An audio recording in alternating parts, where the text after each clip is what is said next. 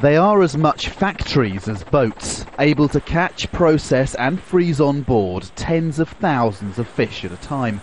So-called super-trawlers are highly efficient, but they're also controversial, accused of depleting fish stocks through overfishing. These super-trawlers really are just like giant ocean vacuum cleaners that have got the capacity to suck up thousands and thousands of tonnes of fish out of the ocean. So far, Australia's not had any, but that's just changed. The Margiris has arrived. Its operators have a government licence to fish 18,000 tonnes of small mackerel and redbait fish. It's a big boat, but we're a small company trying to compete in international markets. If the quota is properly set, then the size of the boat is quite irrelevant. Whether you have one big boat or 5 small boats, the same amount of fish will be caught. But locals and environmental groups are outraged, claiming the Margiris has already overfished European and African waters and will do the same to Australia's, and that mammals, dolphins and seals will get caught in the super-trawlers' nets.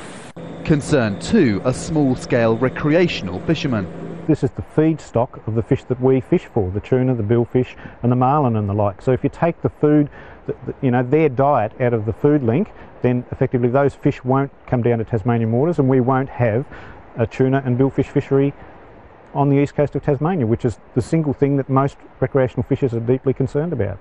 Scientists, though, say as long as the Margiris sticks to the amount of fish it's supposed to, its operation won't do any damage.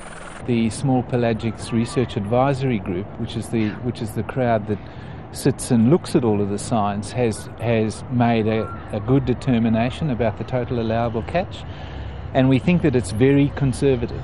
But in the past, small boats have rarely caught the full quota they've been allowed. The Margiris, by contrast, will. The days of making a profit by sticking a few lines off the back of a boat and hoping for a bite are long gone. But super-trawlers, for many, seem too extreme. Operators, though, say they're the only way to stay efficient and that used responsibly aren't a threat. That it's not the size of the boat that matters, but what you do with it that counts. Andrew Thomas, Al Jazeera, Hobart.